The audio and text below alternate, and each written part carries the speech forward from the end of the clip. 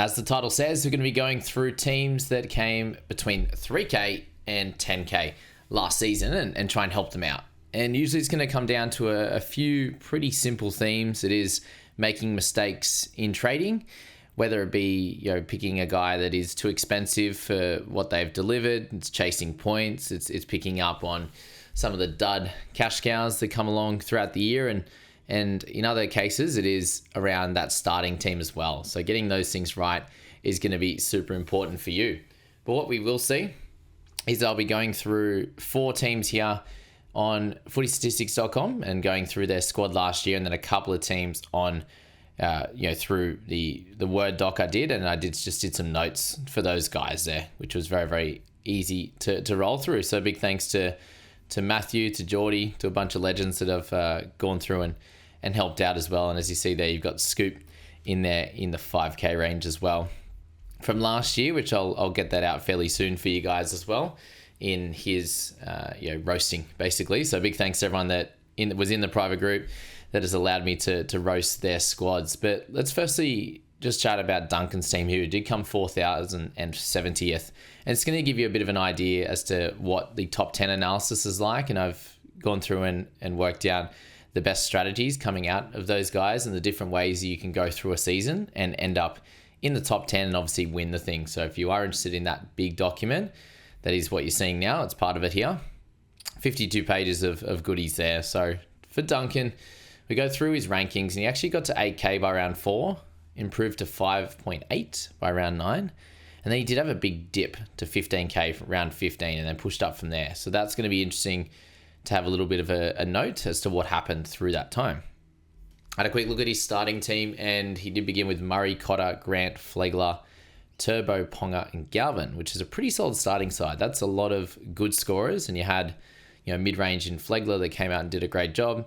The cheapie of the year, Galvin, was awesome as well to go along with some of the guns are in there, which is great. And I go through a bit of a list of best trade-ins.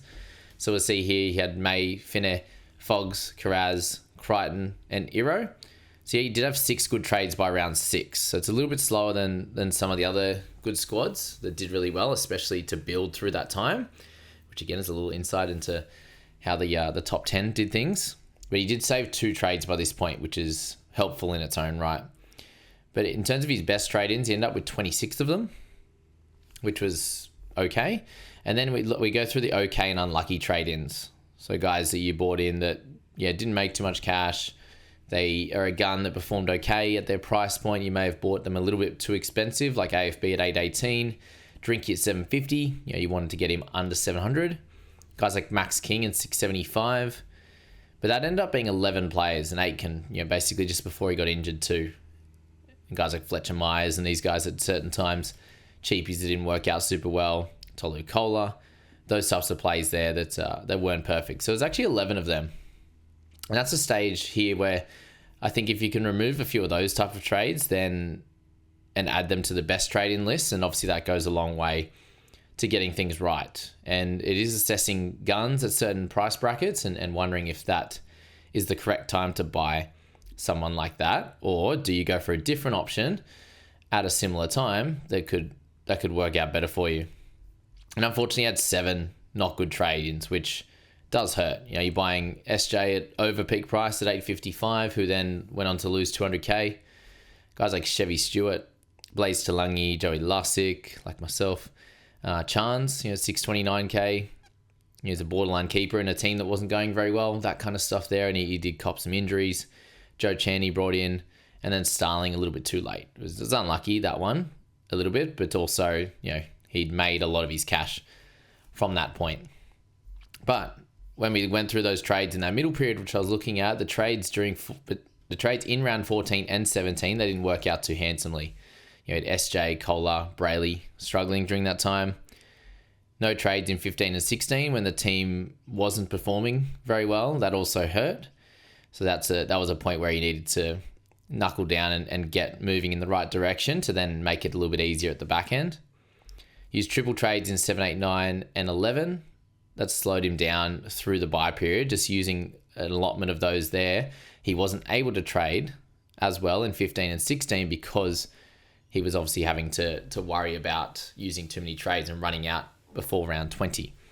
So they're interesting little things, but he still had 26 good trades, which did get him to where he ranked at the 4K mark, whatever it was, 4,000 for Duncan, which isn't a bad one at all, but it shows that, 26 good trades, and then he had 18 on the not so good or okay. So only just over half of his trades were positive trades that pushed him in a great direction. So if you can move that, 3, 4, 5, 6, improve those guys from both of those lists into the good side, then you end up having a really, really nice season to go along with, a pretty solid starting team that he had, which was ideal. All right, before we move to the next team, which is going to be JBFA FC, and guys, if you're interested in changing the start of your name to JBFA, like myself, to show that you're part of this community, that would be awesome. If you want to do that, it'd be really cool to see names like that up in the rankings. So if you're interested in that, that's just a cool way to symbolize that you do follow along with the channel. But before we get into Maddie's squad there, let's have a look at Liam's team. So he ended up coming 7,947th. And looking at his round one side, what I did notice was just a lot of mid-range guys. You're looking at Brandon Smith, Satili, Totola, Helam Lukey, Piakura, Hutchison 6, and then he had Kiraz as an underpriced gun, which is fine. So 6 there, Rogers 7, Pap is 8, Rapana's 9. Again, Cotter an underpriced gun, which is cool.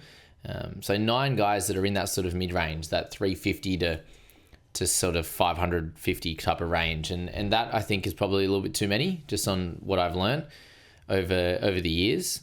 The cheapies seem to work out a bit better, and if you can have guys that are guns, like we said with that previous team, he actually had a better start than what we saw with Liam and moved into an okay ranking system fairly early. And that was kind of a little bit of the win with this team. Liam here, he didn't trade in round 2, which can be a mistake if you need to fix up a few of your guys, which there was definitely some players in here that could definitely be moved on fairly quick. But the trade-ins he did make in his first 4 trades in Terrell May, Finn, Kaipis, Paul and Fogarty actually moved him into a pretty good spot early on. You saw here in round 3, 4, 5 and 6, he was sitting inside the top 10k. And that was mainly due to those trades that he was able to use from round 3 in that early part.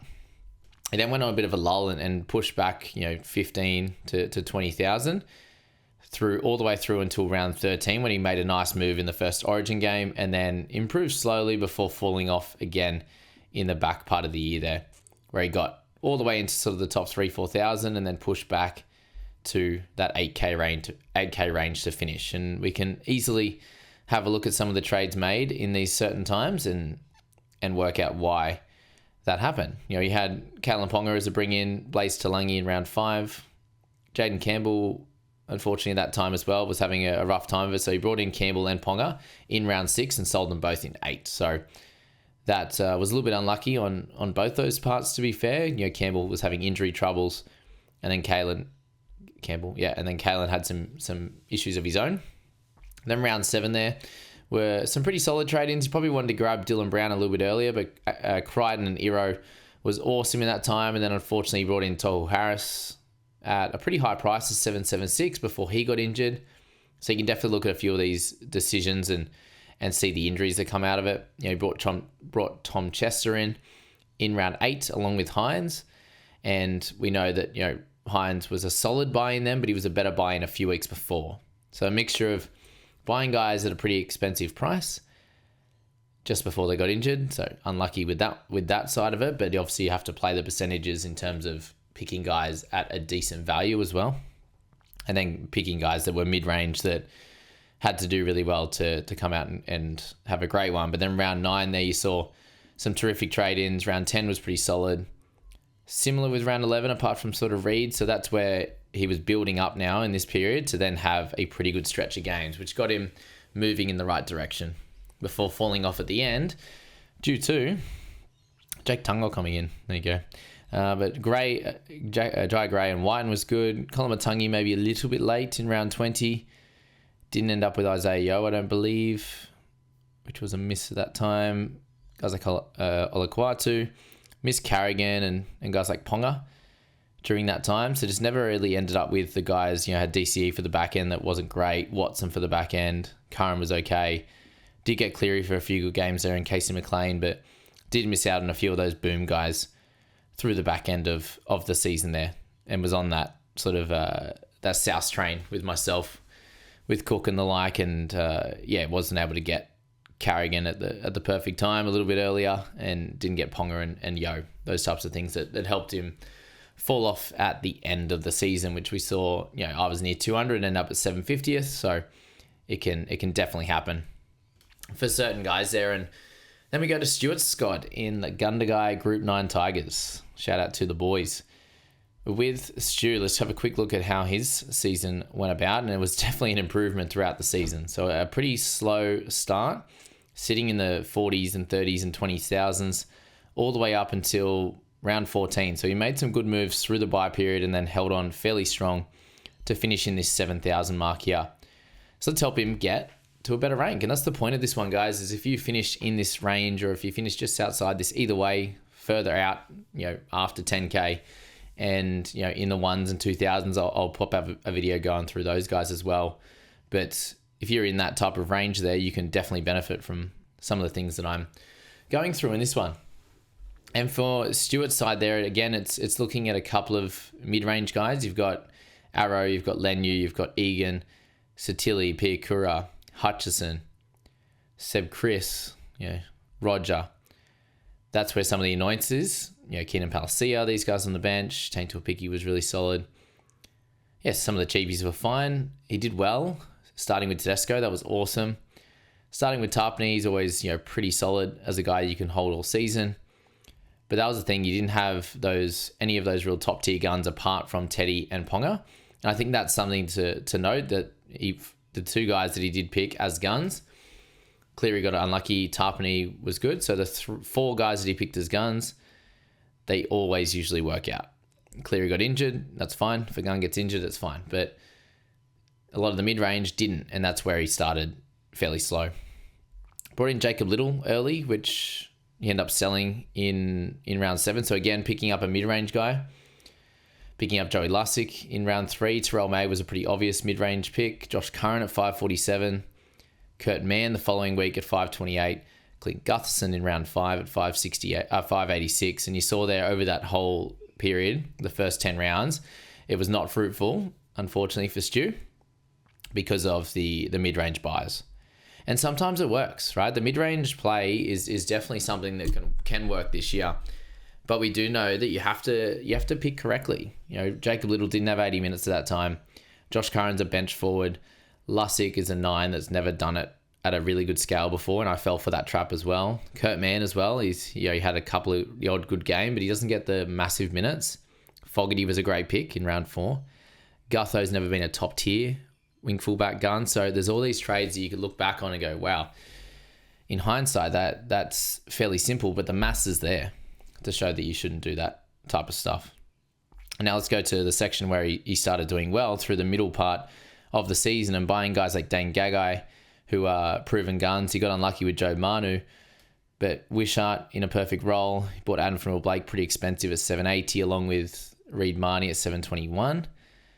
But again, you're looking at certain guys there that at least are guns in some way, shape or form. He bought Eli Katoa.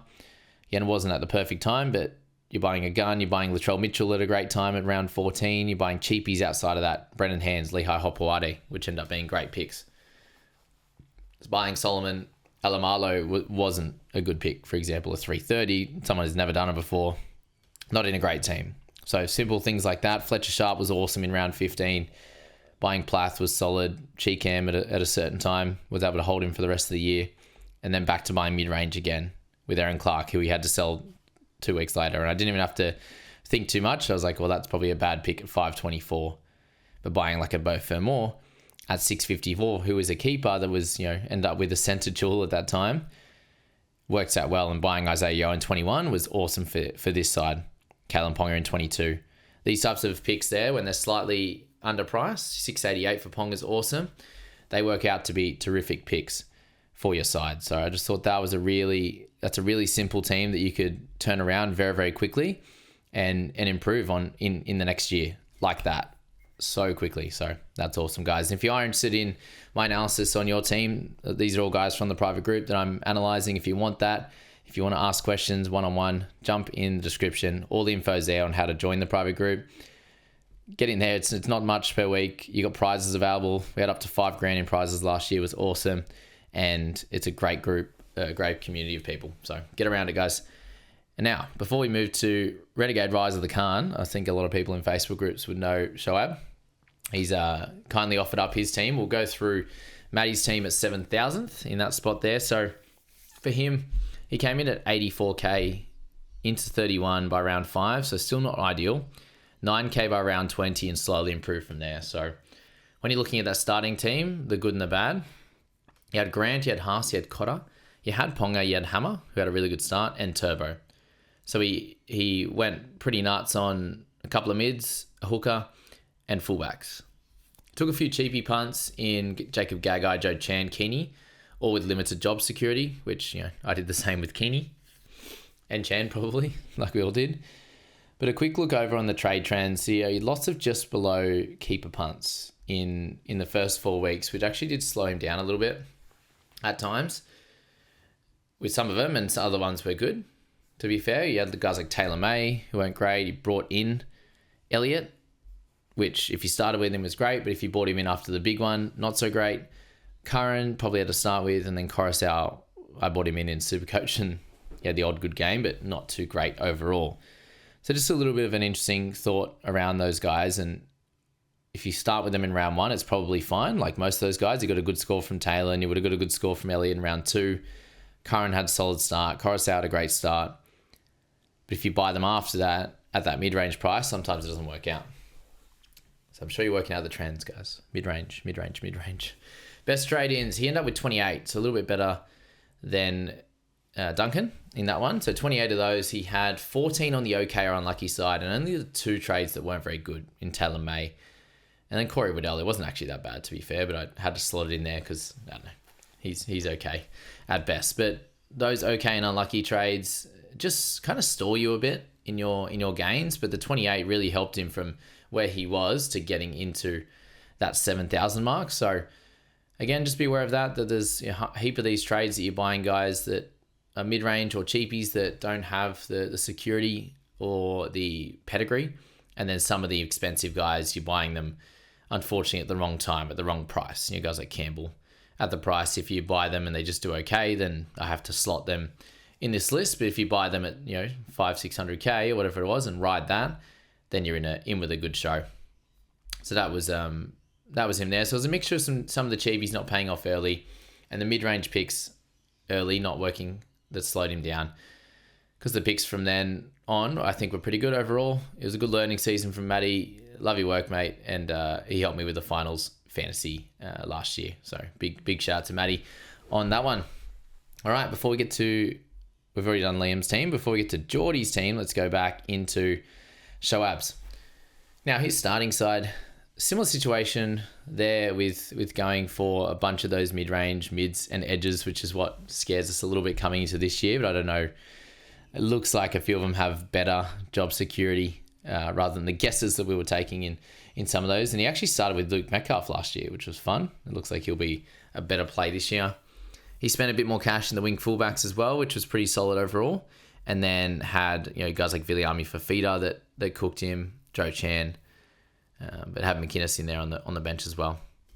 Spencer Lenu, not good in there as well. So a few misses on the cheapy side and a few good things as well. But with Shab, he ended up trading fairly heavy, fairly early. So he went Galvin and Terrell May, awesome in round 2. Isaiah Yeo, always a good buy, with Joey Lussick. So that was a bit annoying. But Turbo in round 4 with Kai Pierce-Paul, Dylan Brown in round 5 with Blaze Talangi, and then Crichton and Iro. So I reckon over this first 6 rounds, we would have seen some nice movements from him there. Yeah, actually only a little bit, and it started to improve from there. Once he got a few of those good buys in and cleaned up a little bit, then he went on that run from round 6. Let's see the trades from there. But yeah, started at 50,000 into the 20, into that early, 19, 18s, and then only got in the top 10,000 by, round 11. So and then kind of hung pretty steady. So let's see what we can do from there for him going forward.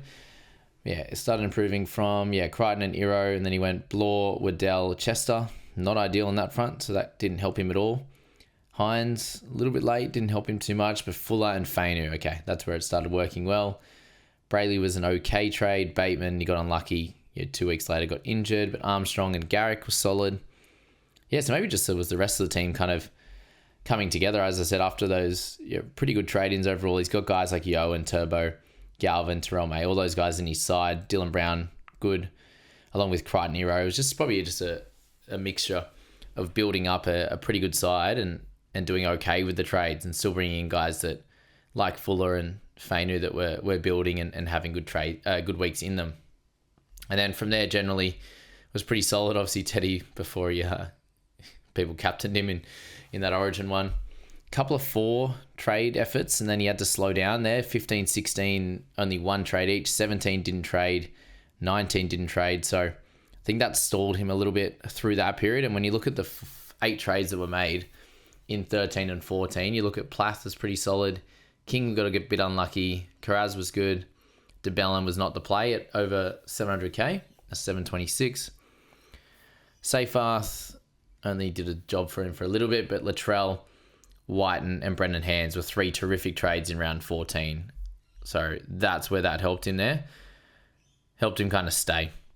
But as we said, he wasn't able to trade too much through this period after those 2 weeks. So he probably would have hoped that round 13, obviously his trades there improved him a decent amount up until round 14, and then kind of hung from there with not much of an ability to trade heavy. And then did get some decent players, but you're not seeing some of the trade-ins you would have liked, but he was still holding, I think. He would have traded Ponga, wouldn't he? Where's Ponga? There it is, around us. He never got Ponga back, I don't believe. When he was doing well. Had Isaiah Yo, thankfully. Don't think he sold him, did he? I would hope not. Yeah, held him all year. So a few of those things did well, but a few also just kept him treading water. And a good little thing to check out and have a look for your sides, guys, is this player analyzer. And just seeing the trades that you made, like Jack White, an unrealized profit of 200k, so you bought him at a cracking time. There's other guys there like Jack DeBellin, he lost 77k on, so just have a look at the starting price, the price you buy these guys at. Jeremy Marshall-King was annoying. Cleary, obviously annoying. He's got Haas there injured. Satilli, neg 67. Harry Grant, minus 131, similar to myself. But had some good ones there with K.O. Weeks, Burbo, Sam Hughes, Trey Fuller, Kale Lero, these types of guys that did really well in amongst that. But lots of guys in here that were 30k gains and below, which can just stall your season, as I said. You need to follow it up with a lot of guys that are making 100k plus, 200k plus at times to get yourself in a really good position there. I think it was one extra team in the end, isn't there? So Scotty Barnes' daddy, 3,400. We'll get to him in a sec. But let's finish with Jordy. It's 9,400 there. And then go back to that team. But starting team for Jordy had Kepi, Lenu and Totola. Was a bit rogue and risky in a position you would prefer some consistency. So I think this caused a slow start, sadly. Had some good picks with Robson, Murray, Ponga and Turbo. The Duncan trade in, Talis Duncan was another punt. Latrell's a great buy. But you did already have 2 gun wing fullbacks at the time. So I think 10 team balance can be important there. May, Galvin and Henry were great ins. He had another couple of punts in there with Talangi and Chester, which didn't work out. Round 8 and 9 were amazing trades weeks, as was round 10 with Teddy and a fairly cheap Walsh. Butcher at over 700k's meh. AFB a little bit expensive at the time, but sort of went well. Cole was a great pick. So again, just looking at certain situations and making your call on if they're more expensive than what they normally average. Do they have the role? These types of things are so important. Rather than taking that punt, it can just push you back. It can really hold you back. Good round 14 pickups, getting guys in form. You had Campbell, got him cheap. Stefano at near 700 is a bit of a punt. A few okay trades, round 20 with some mid-range guys. You grabbed Yo in 21 and Casey McLean, which was awesome. And good finish with Ponga as well. So I think with Jordy, traded early, which I think is good. But the starting team and a few missteps early did stop him from coming back as quickly and as to a high of a rank as he would have wanted. But plenty of good trading weeks throughout and some easy fixes for 2025. So cheers, Jordy, on that one. And just to finish things off, guys, as well, please do subscribe and follow the podcast and also the YouTube. You guys are legends for doing that, those that already have, and it's continuing to grow. And if you are new here, let me know in the comments. This is your first year watching, and I'll give you a little bit of a love. And I do appreciate that, seeing guys that are new actually jump into the comments and say that they're enjoying it. But with this one, 3,400 overall. So it's a pretty solid spot, but we can definitely improve. And let's have a look at the rankings here.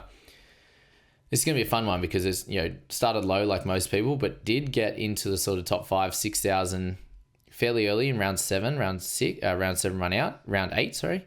And then moved into a spot pretty high there. It's got to tell me what is the ranking. It's not telling me. But he got sort of in that top 1,000 for a bit there, it looks like. Don't know why it's not coming up anymore, sadly. There you go. Round 13 was 1,483.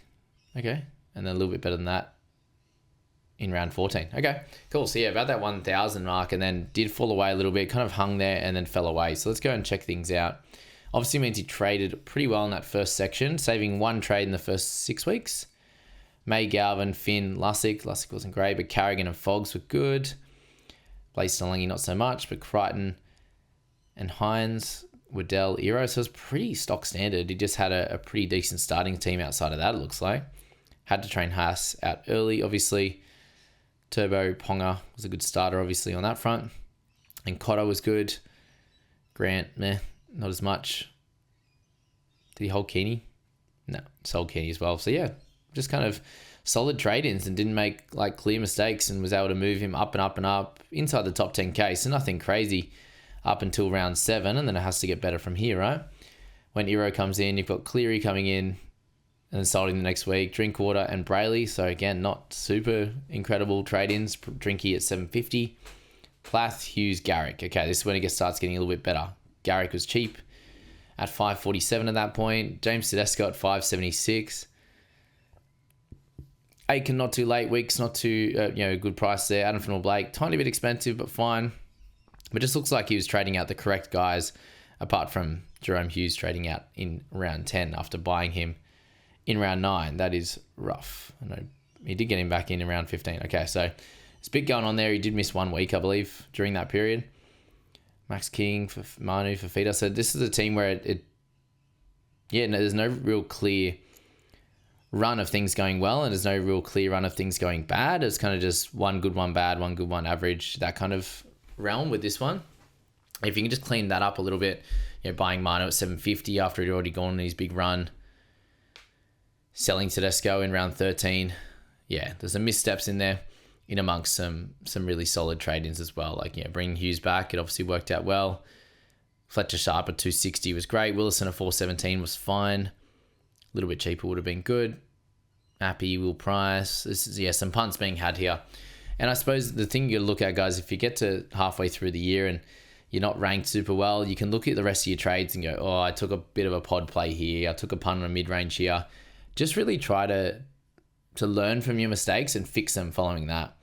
When I look back on my year that was, and you got to check that out as well, guys, my cheat sheet for 2025 is I made some mistakes early and then I very rarely made those mistakes again. And there were some moves at the back end where I was pushing for, I didn't have enough team value because I made mistakes early and I was going for the Colomatungis and these types of guys rather than going for a yo. Those types of mistakes are fine in a way. Like, you were taking a punt, trying to push up the ranks when the other guys had yos and these types of players. But once you learn from those mistakes, you need to fix them and not continue to make them. Those ones where you feel sick and feel yuck, those ones need to be not replicated, need to not be replicated and fixed, and then you can improve on that. And I think that's what each week of the season is good for, being able to make those trades and fix those trades once you've stuffed them up. And just, I was trying to speak then while looking at, he went 4 trades, 2 trades, around 20, 21 and 22 and ran out of trades through the back end. And that's where a little bit of fall off came from that as well. So yeah, a really interesting team to have a look at. A bit different to some of the others that had kind of runs. It was just, as I said, the one good, one average, one bad type of scenario here. And again, check out your little player analyzer on the side there and just go back and you can go through each week and what your team looks like and check out looping and all that type of stuff as well, just to get you set up and improved and ready for 2025 round 1. I hope this helped you guys. If you are interested in seeing the deep dive into the top 10 analysis, which I go way into further depth than what you just saw here, on all of those guys, I've actually made 3 videos that were 50 minutes long each, going through 1 to 3, 4 to 6, and then 7 to 10. So yeah, 2.5, 3 hours of content just on those 10 teams alone. And then that's not even including the analysing the 4 different strategies that there are that worked for these guys and what I'll be implementing myself to go to the next level in 2025 after coming 101st, now 750th. It was not as good last year, but we'll get back there. Hope that helped you guys, and let me know in the comments, again, if this is your first time this year watching the channel.